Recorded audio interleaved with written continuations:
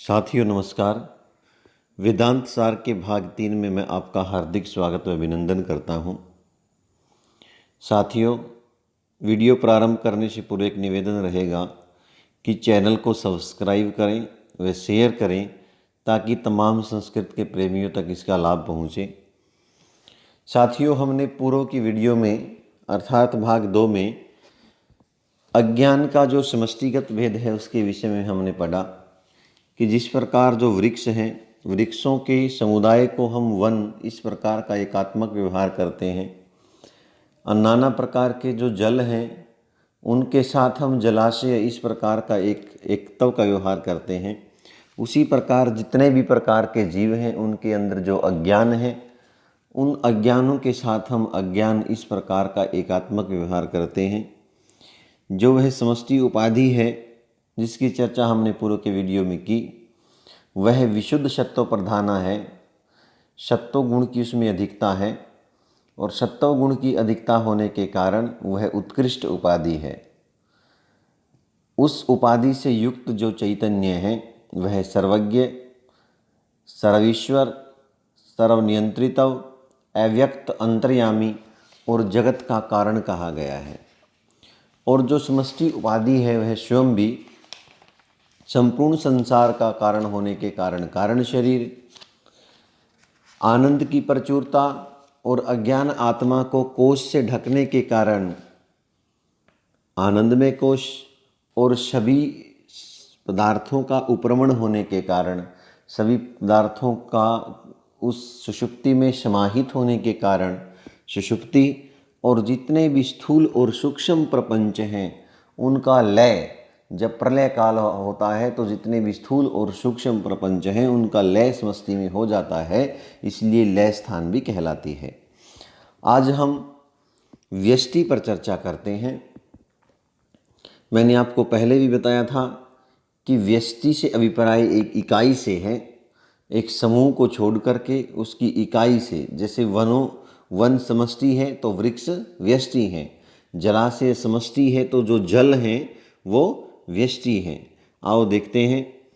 यथा वनस्य व्यष्टि अभिप्रायेण, जैसे वन के व्यष्टि अभिप्राय से वृक्षाः इति अनेकत्व व्यपदेशो, वृक्ष इस प्रकार अनेक प्रकार का व्यपदेश होता है। यथा वा अथवा जलाशयस्य व्यष्टि अभिप्रायेण, तालाब के व्यष्टि अभिप्राय से जलानि इति जल इस प्रकार का अनेकत्व का व्यपदेश होता है, अनेकत्व का व्यवहार होता है। तथा अज्ञानस्य व्यष्टि अभिप्रायेण, उसी प्रकार अज्ञान के व्यष्टि अभिप्राय से तद उस अज्ञान के साथ अनेकत्व व्यपदेश है, अनेकात्मक व्यवहार होता है, अनेकात्मक व्यपदेश होता है। उदाहरण भी दिया है, इंद्रोह मायाभी पुरुरूप ईयते, जो इंद्र है वो अपने अज्ञान के द्वारा पुरुरूप ईयते, बहुरूप वाला कहा जाता है। फिर से देखें, यथा वनस्य व्यष्टि अभिप्रायेण, जिस प्रकार वन के व्यष्टि अभिप्राय से वृक्षाः इति अनेकत्व व्यपदेश है कि वृक्ष इस प्रकार अनेकत्व का व्यवहार होता है। यथा वा जैसे जलाशयस्य व्यष्टि अभिप्रायेण, तालाब के व्यष्टि अभिप्राय से जलानि इति जल इस प्रकार अनेकात्मक व्यवहार होता है, अनेकत्व का व्यवहार होता है। तथा अज्ञानस्य व्यष्टि अभिप्रायेण, उसी प्रकार अज्ञान के व्यष्टि अभिप्राय से तद अनेकत्व व्यपदेशः, उस अज्ञान के साथ अनेकत्व का व्यवहार होता है। इंद्रो मायावी, जो इंद्र है वो अपनी अज्ञान के द्वारा पुरुरूप ईयते, बहुरूपवान प्रतीत होता है। तो यहाँ पर जो मायावी शब्द है वो अज्ञानों के द्वारा, यहाँ अगर अज्ञान होता तो समष्टि का व्यवहार होता, लेकिन इसने कहा मायावी, अपने अज्ञानों के द्वारा। तो यहाँ पर वृक्षों के समान और जलों के समान जो अज्ञान है उसके साथ भी अनेकत्व का व्यवहार हुआ है। यह श्रुति प्रमाण सदानंद जी ने दिया है। आगे बढ़ते हैं। अत्र यहाँ पर व्यस्त समस्त व्यापित्वेन व्यक्तिगत और समुदायगत व्यापक के कारण ही व्यष्टि समष्टि व्यपदेश है, व्यष्टि और समष्टि का व्यवहार किया जाता है।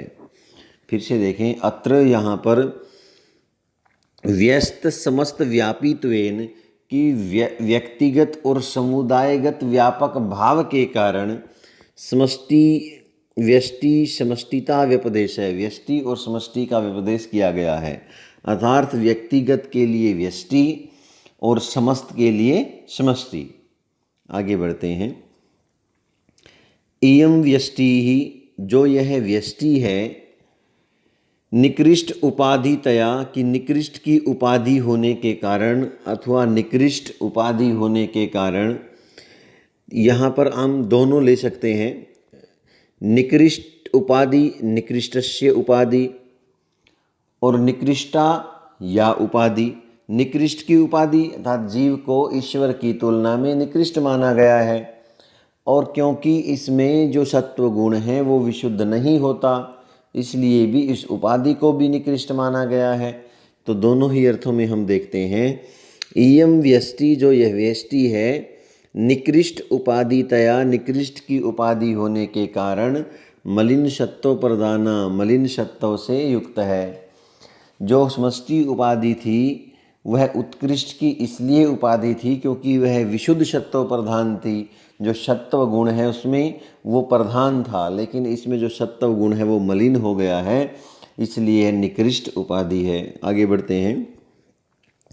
एतद उपहितम चैतन्यम, इससे उपहित चैतन्य, इस निकृष्ट उपाधि से उपहित चैतन्य, इस मलिन सत्व प्रधाना उपाधि से उपहित चैतन्य, अल्पज्ञतव, अल्पज्ञ तो बहुत कम जानने वाला, अनीश्वर तो अनैश्वर्य आदि गुणों से युक्त, आदि गुणकम आदि गुणों से युक्त, प्राज्ञ इति उच्यते, प्राज्ञ इस प्रकार कहा जाता है।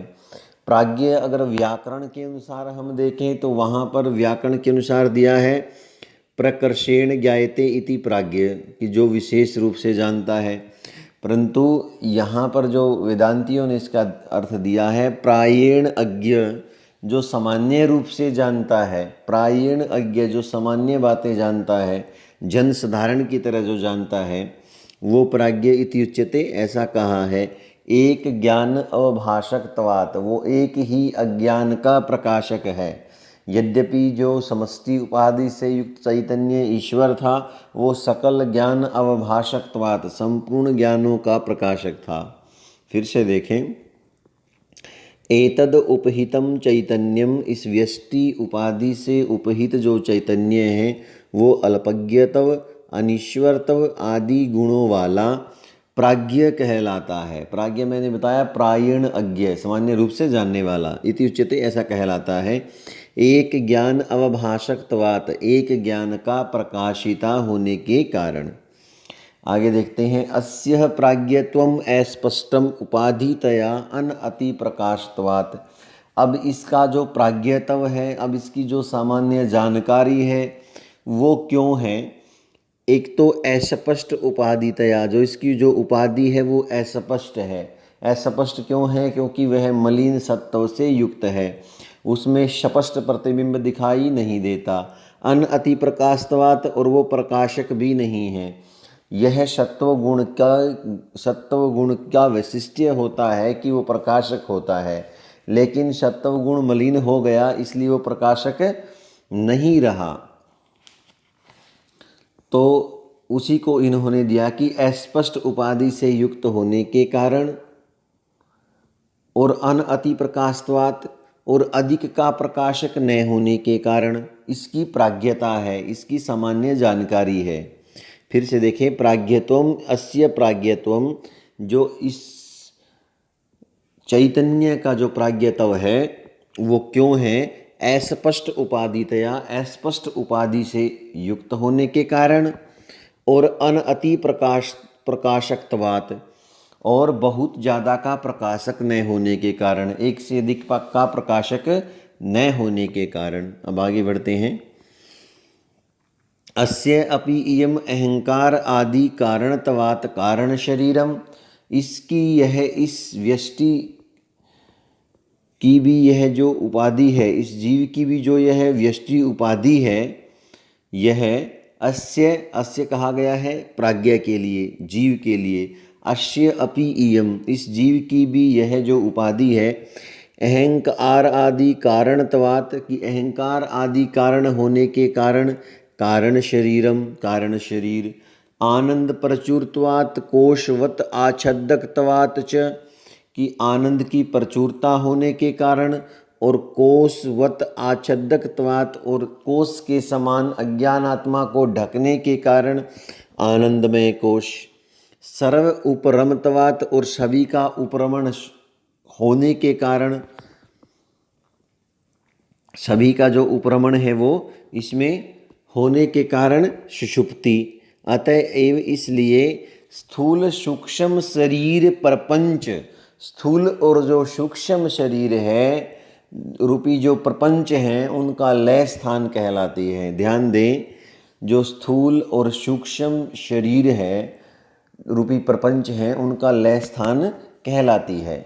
फिर से देखें, अस्य अपि, इस प्राज्ञ की भी, इयम यह उपाधि, अहंकार आदि कारणत्वात्, अहंकार आदि का कारण होने के कारण, कारण शरीरम, कारण शरीर, आनंद प्रचुरत्वात्, आनंद की प्रचुरता होने के कारण, आनंद का आधिक्य होने के कारण, कोशवत आच्छद्दकत्वात्, और अज्ञान आत्मा को कोश के समान ढक लेने के कारण आनंदमय कोश, सर्व उपरमणत्वात्, की सभी का उपरमण, हमका उपरमण होने से, सभी का जो इसमें उपाधि में सभी के समाहित होने से सुषुप्ति। एवं इस प्रकार स्थूल सूक्ष्म शरीर प्रपंच, स्थूल और सूक्ष्म शरीर प्रपंच का लय स्थानम उच्यते, लय स्थान कहलाती है। आगे बढ़ते हैं। तदानीम ईश्वर प्राज्ञौ, कि तब जो ईश्वर और जो प्राज्ञ हैं, तदानीम से अभिप्राय है यहाँ सुषुप्ति से है, कि सुषुप्ति अवस्था में जो दोनों उपाधियों से जो उपहित चैतन्य है, विशुद्ध सत्व प्रधान उपाधि जो समष्टि उपाधि है उससे उपहित जो चैतन्य ईश्वर है वह, और जो मलिन सत्व प्रधान उपाधि है व्यष्टि से उपहित चैतन्य जो प्राज्ञ है वह, ये दोनों जो चैतन्य हैं ये सुषुप्ति अवस्था में आनंद का अनुभव किस प्रकार से करते हैं वो इसमें दिया गया है। ध्यान से देखिएगा। तदानीम तब, एतौ ये दोनों, ईश्वर प्राज्ञौ, ईश्वर और प्राज्ञ, ईश्वर और जीव, चैतन्य प्रदीप्ता भी अति सूक्ष्मा भी, चैतन्य से प्रदीप्त अत्यंत सूक्ष्म, अज्ञान वृत्ति भी, अज्ञान वृत्तियों के द्वारा, आनंदम अनुभवतः, आनंद का अनुभव करते हैं। तदानीम की सुषुप्ति अवस्था में एतौ ये दोनों, ईश्वर प्राज्ञौ, ईश्वर और जीव, ईश्वर और प्राज्ञ, चैतन्य प्रदीप्ता भी, चैतन्य से प्रदीप्त, अति सूक्ष्मा भी, अत्यंत सूक्ष्म, अज्ञान वृत्ति भी, अज्ञान की वृत्तियों के द्वारा, अज्ञान के व्यवहार के द्वारा, आनंदम अनुभवतः, आनंद का अनुभव करते हैं। तो इस विषय में श्रुति प्रमाण भी दिया है सदानंद जी ने। आनंद भुक चेतो मुख प्राज्ञ, जो प्राज्ञ है वह चेतना के मुख से आनंद भुक, आनंद का भोग करता है। मांडुक्य उपनिषद में ऐसा मिलता है कि प्राज्ञ जो बुद्धिमान व्यक्ति है, जो सामान्य रूप से जानकारी रखने वाला जो जीव है, वह चेतो मुख, वह चेतना के मुख से आनंद भुक, आनंद का भोग करता है। इति श्रुतेः, ऐसा श्रुति प्रमाण है। और दूसरा युक्ति भी बताई गई है, स्वानुभव भी बताया गया है। सुखम अहम अवाप्सम, कि मैं सुखपूर्वक सोया, सुखम सुखपूर्वक, अहम मैं, अवाप्सम सोया, न किंचिद अवेदिशम, फिर कुछ भी नहीं जानता, इति उतितस्य परामर्श उपत्तेश्च, इस प्रकार सोकर उठने के उपरांत अपने पूर्वानुभव सुख को प्रकट करता है व्यक्ति, तो इससे भी यह प्रमाणित हो जाता है कि जो सुषुप्ति अवस्था है उसमें ईश्वर और प्राज्ञ जो हैं वो चैतन्य से प्रदीप्त अत्यंत सूक्ष्म अज्ञान की वृत्तियों के द्वारा आनंद का अनुभव करते हैं। पहला श्रुति प्रमाण दिया कि आनंद भुक चेतो मुख है प्राज्ञ है, कि जो प्राज्ञ है वो चेतना के मुख से आनंद का भोग करता है। दूसरा फिर दिया कि मैं सुखपूर्वक सोया, ऐसा सो करके व्यक्ति उठने के पश्चात कहता है कि मैं सुखपूर्वक सोया, अर्थात उसको सोते हुए भी सुषुप्ति अवस्था में भी सुख की अनुभूति हुई। आगे बढ़ते हैं। अनयोः समष्टि व्यष्टयोः वन वृक्षयोः इव जलाशय जलयोः इव वा अभेदः। जिस प्रकार वन में अनयोः इन दोनों में, समष्टि व्यष्टयोः समष्टि और व्यष्टि में, वन वृक्षयोः जिस प्रकार वन और वृक्ष में कोई भेद नहीं होता, वन को व्यष्टि रूप से हम वृक्ष कह सकते हैं और वृक्षों को हम समष्टि रूप से वन कह सकते हैं। जिस प्रकार जलाशय और जल में कोई भेद नहीं होता, जलों को हम समष्टि रूप से जलाशय कह सकते हैं और जलाशय को हम व्यष्टि रूप से जलानी कह सकते हैं। तो उसी प्रकार समष्टि और जो व्यष्टि हैं इनमें कोई भेद नहीं है, अर्थात इनमें अभेद है। अब इनसे जो उपहित चैतन्य है उसके विषय में हम बात करते हैं।